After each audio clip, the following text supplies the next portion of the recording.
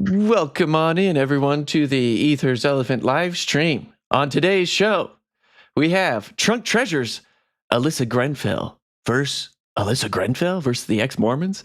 That's going to be a funny segment, so make sure you tune in. The Big Ear Bulletin, the 30-day experiment leads to a baptism. If you're following that story, it's quite incredible. And there's breaking news as of just like an hour ago. We're going to talk about it. If you haven't followed that story, make sure you tune in to the Big Ear Bulletin because it's quite interesting. Also, the church has a sex offender list. Dun, dun, dun. Are you on it? Maybe you are. Just kidding. The elephant in the room, a cult. No way, Jose Smith. Seen how long I could hold that out. All right, but let's get into the elephant in the room. The first segment. Let's go. Elephant in the room. All right, I don't know if that was super loud for you, but it kind of was for me. I need to make sure I turn those down a little bit. But joining me, I have a special guest today because he is none other than John. I'm wearing a BYU shirt in honor of you, John, because that is where we met, spending hours and hours studying on campus late into the evening. It was quite the grind, but we're on the other side. We did it. So how are you doing, man? I'm doing great. Living life, having a great old time. It's been like 7 years almost. Yeah. Is that when we graduated? Yeah, isn't that crazy? Yeah. Yeah, it's super crazy. I can tell by your beard that you have obviously joined a cult since the last time we spoke. I'm just kidding. I certainly have, the cult of people wearing beards. You wouldn't believe how many places I go to and people are like other men will just come up that have these beards and they're like, respect the beard, brother. And they'll just like walk away. Respect the beard. Hey, we got people from Oklahoma, Montana, and the Sunshine State of Florida. So super cool. All right, so check this out. This is something that you kind of wanted to talk about. So we were chatting, and you mentioned, this is a long quote you shared with me, and something that was near and dear to your heart or brain. You tell me. This is from none other than Rough Stone Rolling, a quote from Joseph Smith. The man, the myth, the prophet, the legend. So tell me, John, what was it about this that you wanted to mention? Because I know we have a lot of thoughts to share on this. Oh, yeah. So this was the quotes here are referencing the creation of the Doctrine and Covenants. And specifically, there was a news a journalist in New Hampshire who it's just by sheer coincidence is like my great grandfather. His name was John Wentworth, who had asked Joseph Smith what the church's beliefs were. And so Joseph, in response, wrote the 12 Articles of Faith. Wait, you're related to that guy? Is that what I'm hearing? Yeah. That's cool. I'm related to that guy. Yeah. That guy. My mom is a Wentworth, so I got really? On the mother's side. Yeah. Dude. So the more you know. Cool. Yeah. And but this section kind of discusses how Joseph was a little bit hesitant to like codify the church's beliefs into like statements, and he wanted to stay away from creeds, just because he felt like in other churches creeds limited and restricted people's freedom to believe things, and it restricted people's opportunity for their beliefs to change. And he wanted the church, like he wanted to make sure that God's church would be open to receive revelation, and that meant that you don't want to put God's church into a box, essentially, as he had seen other denominations do. And I think that's always been something that's really important to me, because I've seen a lot of both outside of the church, like non-members, and inside members. They want to put members into a box. And I see a lot of members even like writing their own personal creeds of like, this is how I believe, and therefore this is how other members have to also believe. And I can see where it causes like a lot of judgment to come up and things like that. Okay, well, that's super interesting. I hadn't really heard about Joseph Smith being reluctant to do the Articles of Faith. Nevertheless, they have been canonized. But I think this greater point that you bring up is something worth talking about, because we mentioned in our conversation, and I know like we were trying to think of examples of what exactly this means.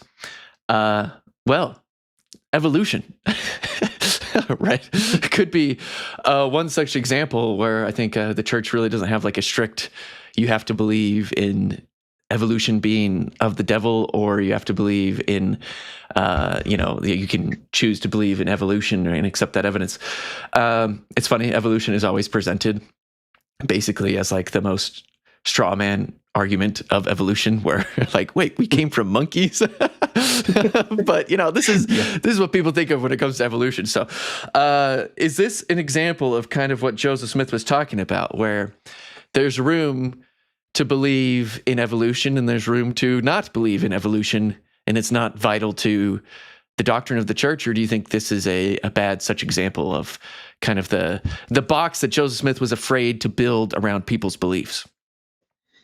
Yeah, well, I think this is a great example of a belief where there's a lot of room in the church one way or the other. Actually, while I was at BYU, I took a biology class where the lecture that was taught on there was a lecture that was taught on evolution. It was taught by the guy that wrote the curriculum for evolution to be taught at BYU, and he had to go to the brethren and pass it.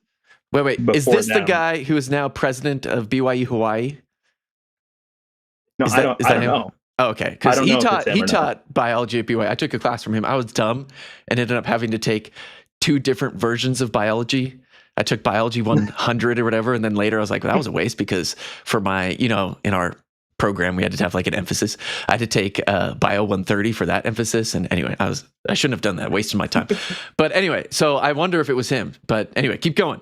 He had to get it approved by the first presidency. He had to get it approved, and he did get it approved. And so then every year since, they would teach evolution. They had a couple of lectures specifically teaching about like, here's how evolution works, here's how the evidence behind it. And before I took that class, I didn't believe in evolution at all. And after it, I realized that there is a lot of evidence that like needs to be addressed if you're going to say like, I don't believe that it happened.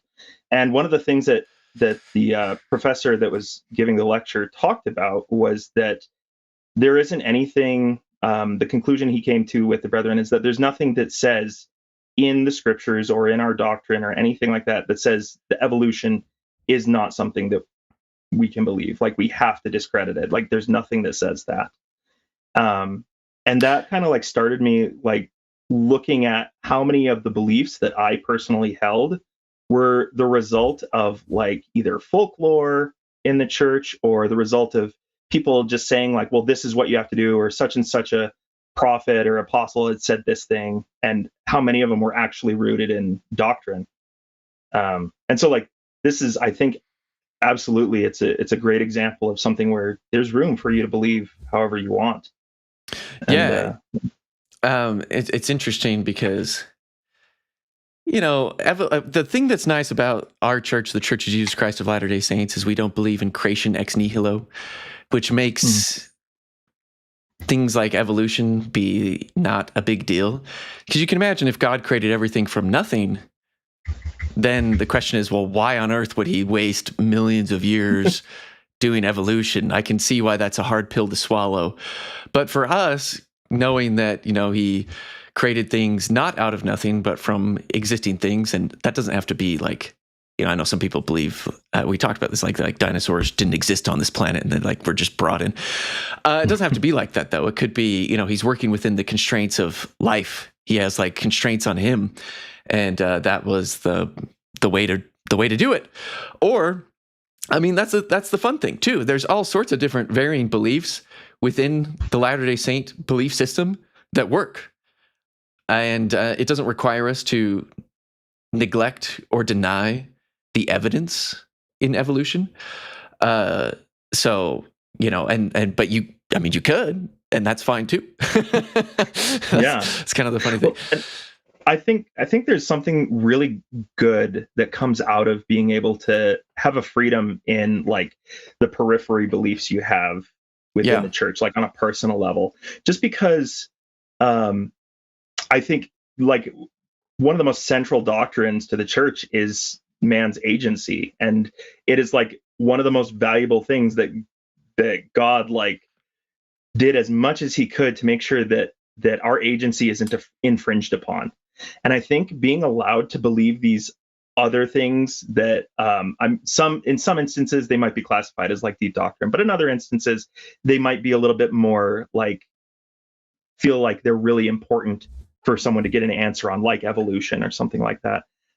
It allows people to be members of the church and still operate with their own agency to like hold a belief and to change that belief over time, or to actually receive revelation and become, smarter to learn and to change. Yeah. And we have the temple recommend interview questions. And I would argue, I mean, that's really, if you want to get into the temple, there's certain things you have to proclaim that you believe. But to your point, those are very minimal things, with a like very minimal. It's like, do you believe in God the Father, Jesus Christ, the Holy Ghost, the restoration, and all the questions? Like those are mostly belief questions, and then after that, it's kind of behavioral questions of how well you're following the commandments, right? But it is, that's pretty much the only things you have to believe, which they are important though. Like there are some people I think that want to be labeled as Latter-day Saints, but don't believe in the truth claims of the church, and I'm like, well. There's being a Latter-day Saint means something. It can't just mean that you're part of this club. It's not like a Bible study club, right? You believe, and like it's fine if people are like struggling with their beliefs or questioning their beliefs, but that's a lot different than like actively saying, "Oh, I absolutely don't believe these things, but I still kind of want to be a cultural Mormon." I think cultural Mormons are becoming more and more popular. But I do want to bring this up because we talked about this, John. The Mormon doctrine, one of the hypotheses that maybe we have about how this some rigid beliefs kind of came into play, may have come from the publication of the book I hold in my hand. That book, okay, the very copy, the same page turn. I'm just joking. I'm referencing Elder Holland. If you know, you know. No, I have a copy of this book I inherited from my grandpa. And by the way, I just got to say this: like people like love to crap on the Mormon Doctrine book, and I actually love it. Like a lot of the stuff in here is incredible and great. There is, that little like 1% that's like, okay, like, whoa. And there's obviously a lot of things that aren't actually doctrine. I mean, despite it being called Mormon doctrine, that creep into there that are more of like Elder McConkey's thoughts. So we were talking about this, John. They took issue with the harsh tone and some of McConkey's statements and conclusions. So then it says that Apostle Mark E. Peterson said it's full of errors and misstatements, and it's most unfortunate it has been received at such wide circulation. So I think this is highlighting that even like the apostles very much disagree on some of these fundamentals. There's probably apostles that are like very, evolution. And there's probably others that are like, that's not a thing. Apostle Marion G. Romney was assigned by President David O. McKay to read and report on the book. His report was delivered on January 28th, which mainly dealt with Elder McConkey's usage of forceful, blunt language, some strongly worded statements about ambiguous doctrine and matters of opinion, and the overall authoritative tone throughout the book. Though in general, Romney had a high regard for Mormon doctrine and felt it filled an evident need remarkably well. Anyway, so there's obviously some division when this was published. There are multiple versions. I have edition 2, which I mentioned to you is like slightly less racist than the first edition, but nonetheless still proclaims that people with dark skin were not valiant in the pre-earth life, though it's a lot more subtle. You can tell it's like being more subtle in its wording, but it still like makes that claim. Apparently the first edition, if anyone has one, I'd be like like super interested in like the scene of first edition. Apparently it was like way more harsh, which is why a lot of what they're complaining about is how harsh it was. But John, what are your thoughts on this, on Mormon doctrine, the book? And do you think this is part of the reason why, there's some at least cultural level of like, we need to have a box around us, even though, as we stated at the beginning, Joseph Smith was like, I really don't want to have like anything that can be seen as a creed. Yeah. Well, I definitely respect Elder McConkie as a person. I mean, he's the reason that we have like the topical guide in the Bible dictionary. Oh, yeah. He actually started that when he was, I don't know if you've heard that story. He started it when he was on his mission. Oh, really? I didn't know it was that early. Yeah, at least from what I recall. So don't, take it with a grain of salt. But yeah, he got a binder, and then he got dividers for each letter of the alphabet. And then as he read scriptures, he would write in the divided areas what scripture went in under each letter, and he used that as his cross-referencing guide, and it eventually became codified into the topical guide in the Bible dictionary. And so he was definitely a scholar on the gospel, and it was something that he was very passionate about. But at the same time, I think that Mormon doctrine it caused a lot of problems with people that are more elderly in the church, I think. And I think it comes from, I think this is like another area where people within the church subscribe to their own creed that leadership is infallible, and there is this difficulty that comes in discerning when a leader is, speaking as a prophet or as an apostle in their role, or if they're speaking as a human, just a normal person. It's almost like we need revelation now, to personal revelation. Like, yeah. Exactly. No, yeah. You're spot on. And I feel like the way I look at Mormon doctrine is it's very similar to like apocryphal writings. There's truth in it. There's, you have to have like spirit of discernment when you read it, and be able to recognize, what is and isn't there. And I think there's a lot of stuff in there that isn't necessarily important to know, but it is just kind of interesting. I think, I think with that, like I was saying, I think within the church, people set up their own creeds unto themselves. And in that quote from Joseph, it said like creeds set up these stakes for members where they say, hitherto shalt thou come and no further. And I think that I've seen a lot of members that do that in their own lives, where they set up this creed for themselves and they say, this is as far as revelation goes for me, or this is as far as the teachings go for me. And they don't go any farther than that. And I can see where Mormon doctrine certainly did that for a certain group of people. Yeah. There's probably stuff in Mormon doctrine that we're dismissing too easily. I don't know what it is. But anyway, the thing is, though, like I said earlier, like 99% of it is good stuff that is pretty much in line. It does kind of creep into speculation. So again, we don't want to, like Elder McConkie, RIP, great guy, amazing testimony. Any last thoughts on the cult? Oh, cult. So this section was called Cult. No way, Jose Smith, because you had brought up that this is actually strong evidence that the church is indeed not a cult. So what are your thoughts there? Yeah, well, I mean, one of the main tenets that cults follow is they have like a set of beliefs that you have to follow, that you can't question. And where Joseph Smith is like actively saying like, it's good that beliefs can change. It's good that you don't have to have this set of beliefs that you have to follow, that you have to be put into a corner and like, this is what you are if you are Mormon. Like that just shows that the church isn't a cult. You are allowed to have religious beliefs that are not held even by a majority of the members of the church, or you are allowed to disagree with leaders on things that they're teaching, because that's all part of like the growth and learning experience of mortality. Yeah. And somehow with your beard, I just trust everything you said that much more. By the way, everyone needs to know that, sometimes I pull out a Packer impression, a President Boyd K. Packer, RIP, right? And I get that from you, man. You're the original Packer voice that, when I try and do Packer, I just try and make myself sound like John doing Packer. So are we ever going to get a Packer out in this episode? we can talk back and forth in Packer voice. Mine's not as good as yours. Real quick, Train Boy Jr. says, the family, a proclamation to the world to be made canon/creed. Thoughts? Thank you for the super chat. First off, I don't think canon and creed are the same thing. I don't know if, and John, I'm interested to hear what you think about this as well. Canonized is just, being part of the scripture, which, the creeds, scripture can be interpreted in a lot of different ways, whereas creeds are more like enforced belief systems. That's the difference I see, and maybe I'm not articulating that the best. I would love to see the family of proclamation to the world, as well as the living Christ and the recent run on the restoration, be made canonized and put into the scripture. I think that would be amazing. But John, what are your thoughts on that?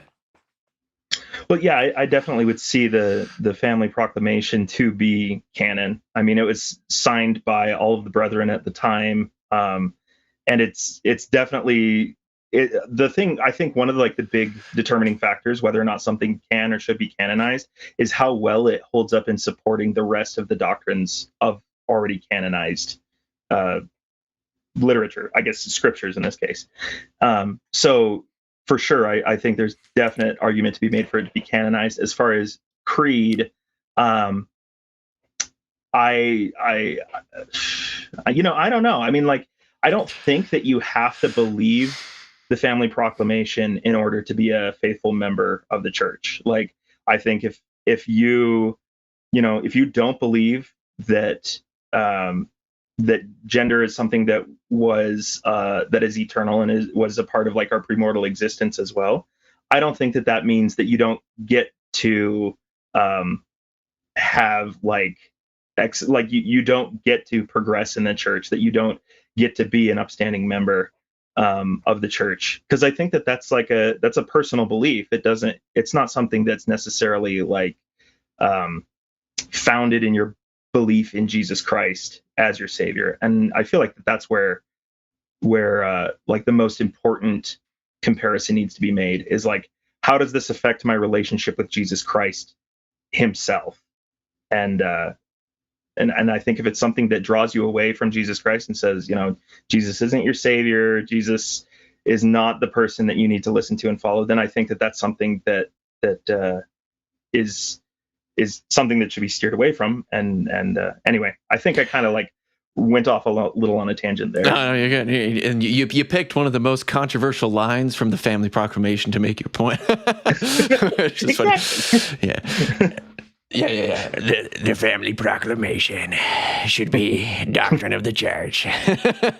Come on, do it. I'll give it a shot. I haven't done it actually since for 7 years. So my brothers and sisters, it is my firm belief that we all need to accept the proclamation to the family as canon in our homes and in our hearts. Yeah, that's good stuff. All right, let's get into the next segment. On the thumbnail, Alyssa Grenfell going after the ex-Mormons. This is the Trunk Treasures.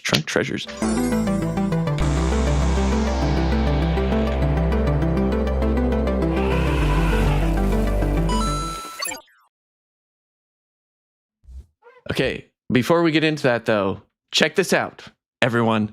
If you're watching this and you're not subscribed, perhaps this may motivate you, because we are so close. We're catching up with Mormon News Roundup, an anti-Mormon channel who spouts all sorts of nonsense. We've been gaining on him, and I want to pass him in subscribers by the end of August. I think we can do it, because he's going to keep growing. I'm going to keep growing. I think that's a decent goal. Okay, so make sure you are subscribed. Also, because look at this. Look at the crap he's putting out here, right? Mormon LGBTQ hate speech. He says all this stuff about people being molested in temples, just a bunch of crap. So if we can bring more light into this world by just passing him in subscribers, I would feel so good. So make it happen, everyone. This is how close we are to the goal, all right? Let's get the goal. All you got to do is click subscribe. Now, the purpose of this channel is to elevate members of the church by building bridges of understanding through fun and informative content. Because a lot of members have some varying beliefs, and that's kind of what John and I were talking about. And it's one thing that I love talking about on the channel. And number 2, to help honest actors to take the church seriously by exposing limitations of critics and correcting misconceptions. With that, thank you to the new members. Since last time, we have a new Mammoth member, Peter Scala 2321. Peter Scala 2321, thank you for becoming a Mammoth member. And I like to shout out some of our current members, 2 Mammoth members and 1 Pachyderm. On the Mammoth side, we have Thorgus 951, who's been a member for a while. Thorgus 951, I love saying that name. And Curious Madcat 480, High School Musical. He was texting me about, it's a long story, but Curious Madcat, cool guy. He's a Catholic brother, not a member of our faith. And then on the Pachyderm side, shout out to SDHV9E. I wonder if that stands for something, but thank you for being a Pachyderm member. Curie writes in, waiting to hear about MRIs. New Curie episode coming soon. Keep an eye out. Thank you, Curie. Curie is also a member of the channel. I know he's waiting on an MRI. News, it sounds like, because he had some pain. So thoughts and prayers with Curie. And yeah, we need more episodes, Curie. So yeah. And do I see David Butler in the chat? Dang, cool. David Butler, I'm such a fan. So you're so cool, man. All right, so check this out. This is going to be really fun. Not too long ago, John, I was watching a little bit of Alyssa Grenfell. I don't watch a ton of Alyssa Grenfell. Surprise, surprise. Because she's a raging ex-Mormon, anti-Mormon who loves just dumping on the church. And it's really hard. I got to say this as someone who is actively trying to fight against some of these talking points online. It's hard. She has a huge following and she will spit out in 10 seconds, 3 hours worth of content in order to debunk what she just spat out. She's so fast, just saying all this nonsense. Anyway, she was mad not too long ago. No surprise. She was mad not too long ago that the church was being all buddy-buddy with Mr. Beast. Okay, so the breaking news there, this was a few months ago, if you haven't heard it. Mr. Beast on his website listed the Church of Jesus Christ of Latter-day Saints as one of his charitable partners or whatever that helps him in some of his charitable work. Pretty cool, right? Charity. Anyway, of course, Alyssa Grenfell had some thoughts to share about that. But the funny thing is what she shares is actually a defense about another talking point that ex-Mormons use against the church. So first, we're going to watch the full clip from Alyssa, and then we'll see how we can use that clip to debunk different ex-Mormon talking points. Are you ready, John? Roll the clip. All right, let's go. Form of content really doesn't address the underpinning reasons of why these people are in these situations to begin with, or even that in many cases the help that's being offered may actually make them worse off. It's not always as easy as just throwing money at a problem and then suddenly everything's okie dokie. All right. So in summary, she's talking about, hey, Mr. Beast isn't all that good. His charity, what a waste of time, because you can't just solve every problem with money. What a silly, what a silly thing to say. All right. Of course. So here we go. Many such examples as this say from ex-Mormon subreddit, from Crazy Hair Don't Care, why is the church hoarding money? Anyway, they talk about, tithing, and they don't understand why they're hoarding money, and their TBM husband isn't concerned about the money, blah, blah, blah. But why do they not do more charity is the question. John, have you come across this ex-Mormon talking point where they're like, the church is worth billions and billions. Why don't they just, spend all that money to solve hunger or something? Have you heard any of those talking points before? Oh, yeah. Yeah, I'm quite familiar. Yeah, what do you think a good answer is to that? Well, I don't think, I do think that she, what was her name? Alyssa? Is that her first name? Alyssa, yeah. Yeah, I think Alyssa makes a good point that you can't just fix problems by throwing money at things. Oh, wait. You mean apologist Alyssa Grenfell, who's about to defend the church? Here we go. Ready? It's not always as easy as just throwing money at a problem and then suddenly everything's okie dokie. Oh, interesting. It's not so easy as just throwing money at a problem and it just goes away. Huh, yeah. The thing is people aren't mad about the quantity. So the church donates a massive quantity of money all the time to charity. What they're mad about is the percentage, but not just the percentage, because I feel like this should be addressed that they kind of skew those numbers a little bit, in my opinion, because they say they don't just calculate the percentage of what the church donates from what the church brings in for charitable donation. They add together charitable money that comes in, tithing that comes in, and I think the most egregious is they add in growth in the market for the investments that they have. And then they say, oh, the church is only donating 1% of all of that in charity. It's like, okay, first off, does the percent matter? And we're talking billions, you know what I mean? Like if it were like 50%, but only 5 million, you guys probably wouldn't complain. But like the fact that the church is able to increase how much they're donating, even though that percentage looks small, you know, it's still a huge number that they're donating every year. But yeah, like, I don't think you should count the money that's been stored away for like the rainy day fund, like the growth on that. Like, that's like trying to like tax the church on capital gains on what they should be donating. It's like, you know, like hopefully like you're not paying taxes on your net worth. You're right. You're paying taxes on your income. So why are we like doing this double standard for the church? But yeah, so the church donates way more than I think these people give credit to. But like also, yeah, they don't donate 100%. And Alyssa brings up a good point. Anyway, your thoughts on that, John? Well, yeah, and I've always kind of had a little bit. I've always thought it was funny to bring up the issues of money with the church and like the church having so much. Just because, like, I mean, like, well, let's take the ultimate example here. I mean, let's look at God. Like in the Bible, it says he lives in a place where his streets are paved with gold and the buildings are built with precious stones. And when you look at like Solomon's temple and how it was constructed, like it was ridiculously expensive, very valuable. Like Jesus, when he was alive, he told a guy when there was money needed, he told a guy to go get a coin out of a fish's mouth. So like, yeah, it's a gated community. So like Jesus obviously had access to all the money he could ever want.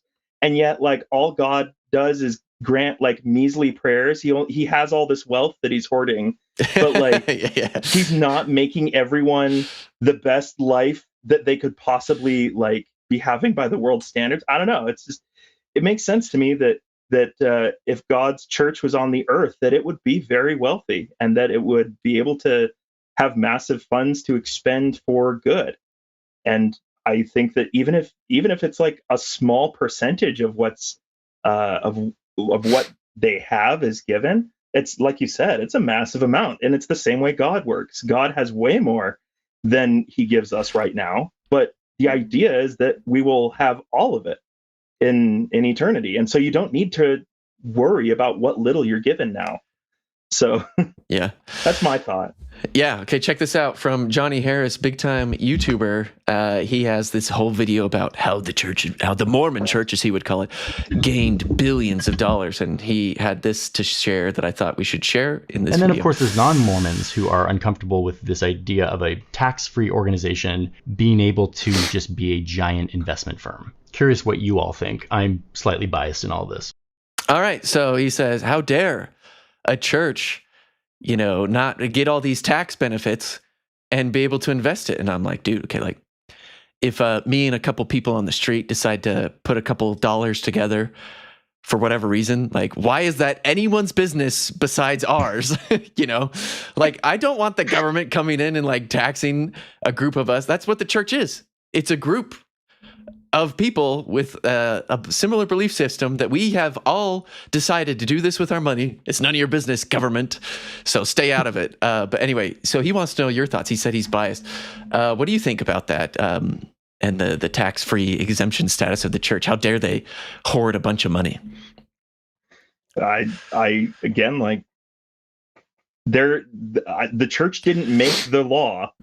They're using the law that exists. And I think that that's perfectly fine. It's stuff that anyone is doing, and I don't think that it's necessarily like anyone with the means is doing it. And they're doing it because it's a smart decision.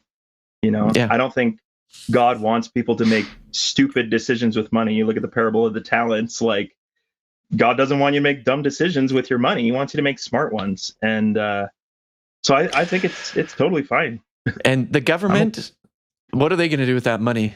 Are they going to try and solve people's problems? Like, we know the government's super efficient, And then, right? of course, there's Right? Let's Yeah, turn to exactly. It's not apologist always as easy Alyssa as Grenfell. just throwing money at a problem and then suddenly everything's okie dokie. Oh, okay. So you can't just throw a Yeah. bunch of money at the government and suddenly all the problems are going to be solved. Oh, thank you, Alyssa. What a great apologist for the church. It's not always Here is another one from ex-mormon subreddit. I get angry at the church hoarding money the longer I'm out. Angrier at the church hoarding money the longer I'm out. Poverty isn't God's will. It's a policy choice. So according to this person on ex-mormon subreddit, you know, it's a policy choice. The church could just solve poverty by, you know, bankrupting themselves and just donating all this money. You know, we'd all get a check for $1,000 and then everything would be solved. Anyway, Alyssa, help us out on this one. It's not always as easy as just throwing money at a problem and then suddenly everything's okie dokie. Oh, thank you, Alyssa. Thank you. It's not Great debunking. Here's another one. What are they doing with all that money? Think about what they could be doing with those billions of dollars. John, they could have cured cancer, childhood cancer, Alzheimer's, and more. Which is funny because I know where you work. So yeah, what are your thoughts on that? Do you think if the church just used this money, they could cure cancer, childhood cancer, and Alzheimer's disease? Is that all it is? A matter of money?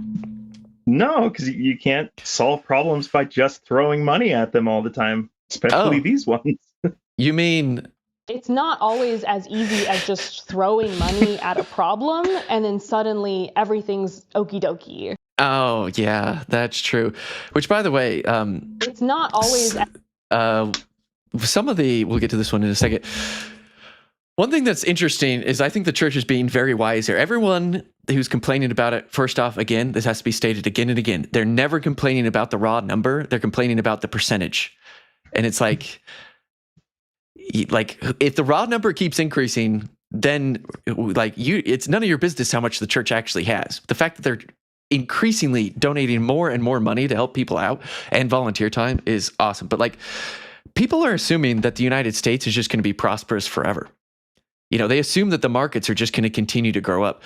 There's a recent story that right now the church's investments have gone down by billions. Well, it's that only counts if you start to sell and whatever, But the church is trying to prepare for a rainy day. In the Bible, it talks about, with Joseph in Egypt, 7 days of famine, or 7 years of plenty, 7 years of famine. Well, imagine if it's 700 years. The United States could be long gone by then. The prosperity of the United States is not guaranteed to last forever. And so during this moment of prosperity, which is really recent, actually, the United States has exploded economically only in the last little over 100 something years. And it's this is the time to take advantage of building up a ton of resources, because it might not be like this in the next 100 years, and we're thinking long term here, So that's one thing. Any thoughts on that, John? Oh yeah, definitely. They're just practicing what they preach. And I think that when the time comes that they need that fund that they've been saving up, there's going to be a lot of members of the church that are going to expect that they're entitled to some of that money, and I do think that the church will help out as much as they can. But you never know. Like you said, the last time that that people should have been saving up this much money and there was a rainy day, there was only one family that survived, and the entire earth got flooded. So, Noah's Ark's a good example too. Another thing too that I thought was interesting to point out is what this doesn't count too is I don't think people realize that in order to donate billions of dollars, it also takes billions probably of dollars of infrastructure to pull that off. You got to hire people and have a whole team. You got to figure out because the church is does a lot of due diligence when it comes to where they're putting their money, because they don't want I mean, recently, like there were some charities that ended up, being a front for Hamas or whatever, in like a terrible conflict. And the church is doing its best to avoid that as much as possible. But in order to do that, you have to have a ton of employees. You got to have a ton of groundwork. And like it costs a ton of money to even donate money. That's what I think people don't realize is, like when we see like the church donated this many millions of dollars, I think it's in the 450 million or something last year. It's like, well, that's not counting like all the money that they had to spend just to find the places to donate and all the work that went behind where to donate. But let's get into another one. This one's from the good old Mormon Stories.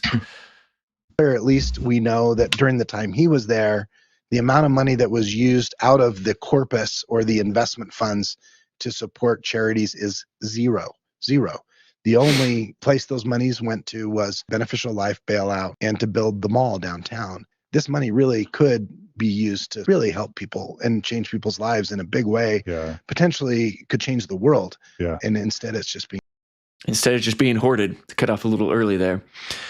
Well, I think it's time or at least for another. Oh, thank you. It's not always as easy as just throwing money at a problem and then suddenly everything's okie dokie. Thank you, Alyssa. You're absolutely right. And the tithing and rainy day funds aren't meant for that at all. We're not like, our mission isn't to just be like a charity organization. Like we do charity. We're a church that does charity, but we're not a charity organization, right? We're saving up for this millennium, man. We're saving up. We got to build temples and prepare for the second coming. And like, again, it's none of anyone else's business. We voluntarily gave that to the church. We will do it again. Even harder this time now, thanks to all of you. We're going to donate even harder. Any thoughts on that, John? I mean, first of all, was that is that an Office reference? Yes. Yeah, you picked up on it. That's funny. I'm a big fan of The Office, so there you go. It slipped out. Yeah. We're going to donate it even harder. Yeah. That's in reference to Pam's mom and Michael. When Michael's dating Pam's mom, he's like, I'm going to date her even harder. Yeah. No, it's like, I don't know. I always think it's interesting when the people that bring it up, they're always American, living in the 75th percentile or higher of the entire world. And it's like, well, literally put your money where your mouth is, give up everything you have and you go do good with the money you have, But I think that they know, just like Alyssa knows, throwing money at the problem isn't going to fix it. Yeah. Yeah. And I'm telling you right now, being poor in the United States, you are still rich.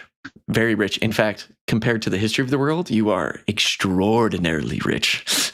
All right. This last one comes from none other than Alyssa Grenfell. Now, to her credit, she's a little bit more nuanced with what she says, but let's take a listen to her.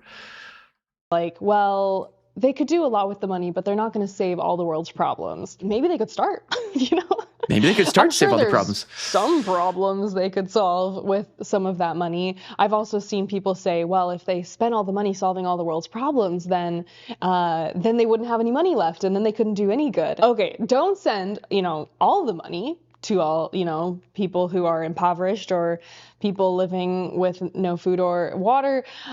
Maybe just send like more than 1% though, there has to be something in between here that, and obviously, it's not up to me to say how the church is going to spend its money.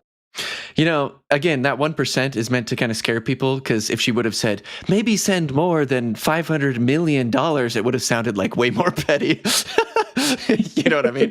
But if you say it as 1%, and by the way, again, you calculate that from all the ways that we discussed earlier, where I feel like that's kind of a not a fair representation, it can sound way worse. But she's at least a little bit more nuanced, probably because she's raking in hundreds of thousands of dollars from her YouTube channel. She doesn't want to be too mean to people who have a lot of money because she has a lot of money. So she's like, well, don't solve all the problems, just solve some of the problems. What do you think, John? Yeah, I mean, what I would be very interested to know, I mean, seeing as she seems to like have all the answers for this, is like what what exactly is that percent? When is enough enough? That's a good question. Like, I would like to know that from her, because if she gave me a percent, then the next thing I'd say is, okay, well, why not more? Like, Yep. Why are you saying that? Why is that the limit of your charity? Well, yeah, that's an arbitrary cutoff. And the question is, well, are you willing to donate that much percent of your own money? Interesting question. Maybe she is, maybe she's not. But of course, she has the answer to herself. Alyssa Grenfell versus Alyssa Grenfell. What is it? Oh, it's not always as easy as just throwing money at a problem and then suddenly everything's okie dokie. There she is arguing with herself, because it's like, well, they could solve some problems. Well, it's not as easy as just throwing money at a problem and it suddenly becomes solved. So, man, Alyssa Grenfell, I'm sure you could clip me and all sorts of creators in like some kind of argument with ourselves. I'm sure some of you have seen like the Jordan Peterson versus Peterson Jordan or whatever. They edit it to make it look like he's arguing with himself. Those are always pretty funny. But this one just caught my attention because I thought it was hilarious when I was listening to that about Mr. Beast. I was like, wait, you don't say. This sounds like a good apologetic argument for, all the complaints that ex-Mormons have about the church hoarding money and tithing and whatnot. So, any last thoughts on this segment, the Trunk Treasures? This was deep into the weeds of the internet.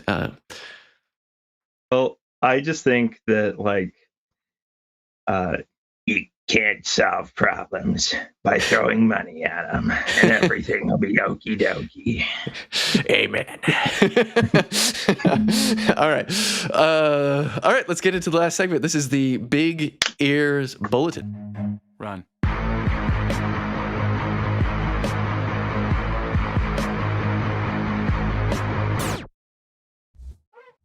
All right, John, this is super cool. This guy, my wife actually showed this to me 30 days ago. Okay, this marks the 30th day. He's a non-member, and he just decided, for the sake of YouTube or whatever, he was going to do 30 days journaling it online of living like a Mormon. He promised at the beginning he's never going to join the church. He just wants to kind of do a social experiment. And I watched some of his stuff throughout. He has got like at least 30 episodes up there, one a day, where he's talking about how he kind of like progressed a little bit. He didn't give up like everything right away, but he had like different goals along the way of like, at first he was still kind of drinking coffee and tea. And I think he like slowly gave that up. He was trying to like read scriptures every day and pray. I remember at one point he said, okay, now I'm introducing that I'm not allowed to like swear, which maybe you could argue that's one of the box things we were talking about earlier where, yeah, personal creed. Yeah. But nonetheless, he's trying to live not necessarily all the doctrines of the church, but all of the kind of like the stereotypes of the church and the doctrines as well. And I remember as he progressed through, it was interesting to see kind of how he evolved, because later on, I remember one of his episodes was like, my faith in Jesus Christ has increased from doing this. So something in him started to change dramatically. And then today, just before we came on here, he announced that he has decided that he's going to get baptized. So how freaking awesome is that? Let's take a look. I have a little clip of him announcing this just earlier today. So here we go. From the man, and I'm spacing his name. I'll have to look it up while I'm talking or while we're watching this here. I am going to be getting baptized in the Church of Jesus Christ of Latter-day Saints. Now, I never thought that this would happen. I always said that I would not get baptized to LDS on the channel here many, many times. Said that it's not going to happen. I am not going to get baptized in the Church of Jesus Christ of Latter-day Saints. I will not become a so-called Mormon. But here we are. Yeah, and he goes on to say, like, people have asked me, are you going to give 10% of your money to the church in tithing? And he's like, 100%. Yes, I am. I'm going to be giving tithing to the church. Speaking, bringing this full circle, which I thought was great that he said. And then he goes on in the rest of the video. I still actually haven't finished it. By the way, it's Chris the Casual. Chris the Casual, congratulations, man. I didn't say ma'am. I said man. Congratulations, Chris the Casual, on deciding to be baptized. He talks about, you can tell his 30 days were very fruitful in his knowledge of the church, because I remember at the beginning, he didn't seem to know much.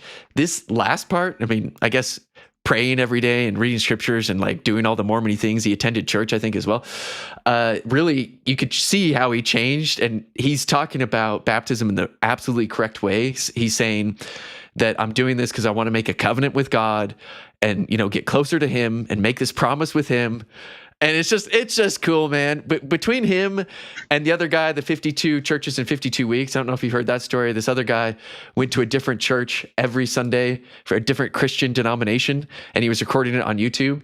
So he's been to like every Christian thing you can think of, from the mega churches to the small churches to, I think he did Jehovah's Witnesses as well. He obviously did our church, and he ended up like starting meeting with the missionaries, joined the church, and it was a hard decision for him because he's a big evangelical guy. Super cool cat. So 52 churches in 52 weeks did a similar thing. It's like those who kind of like really experiment with the truth claims of the church and take it seriously. It's hard to not want to draw closer to God, man. John, your thoughts? Man, I just love that for him. Like, I think that is, I don't know if that sounded passive aggressive, but I didn't mean it that way. No. No, I think that that's so cool. I just support people strengthening their relationship with Jesus, and as long as it's sincere, I think it leads them the right direction. And so it makes me like so happy that this could easily have been somebody that's like, I'm just gonna make a front of doing this just to like get under people's skin. But it's nice to know that there are people out there that are genuinely trying to find truth, and they're genuinely trying to find Jesus and make their lives better. And so like I'm excited for him. Like that's great. Yeah. I don't think he was like sincerely trying to test the claims when he started, which is funny, but then he ended up kind of like taking them seriously. I think he's sincere. I'm sure there's people who are skeptical, but at the end of the day, he put all this online, and he's probably going to get more hate than praise. Just kind of how online works. And so you got to give him some credit for sticking to his guns and just being like, I'm getting baptized. Yeah. That is the first breaking news, if you will, or the biggest news of the day. But it's not the only one, because we have another story that we want to talk about here to wrap things up. The LDS, this is from the Salt Lake Tribune, because of course it is. The LDS Church has a one-of-a-kind system for tracking abusers. Does it work? And so this is kind of a detailed Tribune investigation that reveals details about a process reliant on diligent lay leaders and out of view from churchgoers. They kind of make it sound scary when they say that. I read this article, John, and basically what it is the church has a database of members. Everyone has access to LDS tools or whatever, and you can see some of that data. And depending on your calling, you have access to more of that data. Well, it turns out that the bishops and stake presidents can put in flags for various things. The most important of which is to track abusers.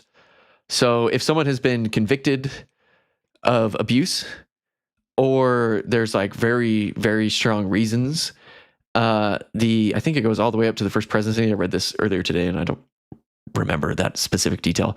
The first presidency has evolved at some point, but it goes all the way up to church headquarters, and they can approve a little flag by a person's name. Is completely private to anyone besides like the stake president and bishop. And the reason behind it is to avoid having a previous offender in a calling with children.